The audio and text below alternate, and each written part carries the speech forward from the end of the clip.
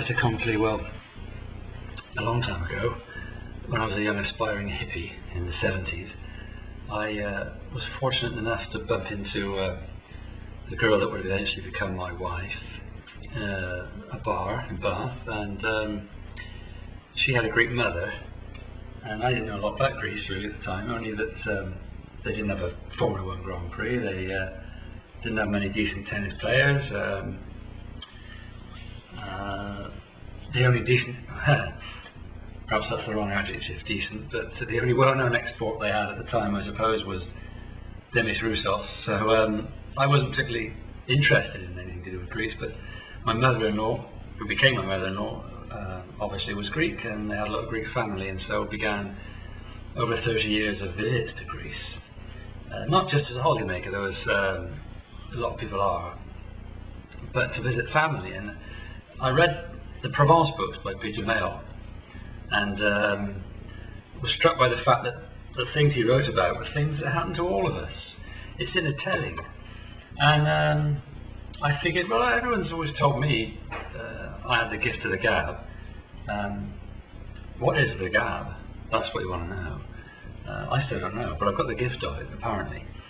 So I thought, I'm going to start writing down my experiences, because my wife's relatives, that's what it started out with, the experiences we had with my wife's relatives were so amazingly funny and quirky, and the things that happened to us, I just felt would be worth the telling. So I began writing Fait Accompli under a different working title in the 1990s, and when we moved out here in 2005, it seemed the right moment really to try and finish it, because I could finish it with the experience of actually moving out here,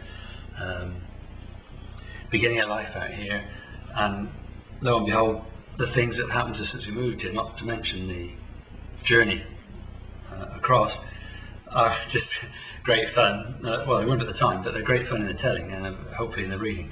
And so Fait Accompli was born, my first book. Moustache to My Ears, which is one I've just released, as of now, which is March 2009, follows on where Fait Accompli left off. There are quite a lot of anecdotes again that go back to past experiences in all kinds of parts of Greece, because we've spent time in loads of parts of Greece that are not on the main tourist trail. So Fait Accompli and Moustache both do a lot of going back on events that happened over the years of various visits, but also things that happened to us since we moved out here in Rhodes. And now we've been here over 3.5 years near enough.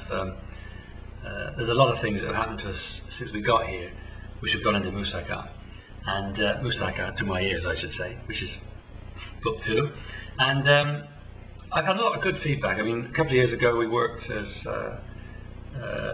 excursion escorts, get it right, John, with a local tour operator, taking British tourists on day trips, one of which was a boat trip to Simi. And during that time, when I first had Fait Accompli in print, I would take some with me, and if the tourists that I spoke to were game, I'd show them my book, and invariably they'd buy it. And we've kept in touch with quite a few now, because the feedback's been good. I've got some, fortunately, a couple of really good reviews on Fait, which are visible on my blog or on the publisher's website, lulu.com.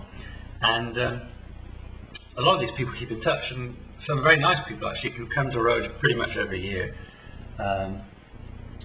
They get in touch with us when they come and take us out for lunch, so that can't be bad. So by and large, anybody who likes fun travel writing, maybe I'm a little immodest to say this, but if you were to think in terms of Bill Bryson, Annie Halls, Peter Mayle, Chris Stewart, Peter Kerr, I like to feel that Fait Accompli and Moustache to My Ears are in that bracket, and hopefully the reader feels the same. So I just love to think that more and more people will just keep buying the books, and hopefully I'll get more feedback. I want people to come back to me when they do buy them, get in touch, tell me what they think. But they're a good fun read, that's basically how I look at it. And hopefully the fact that the gab is something I got the gift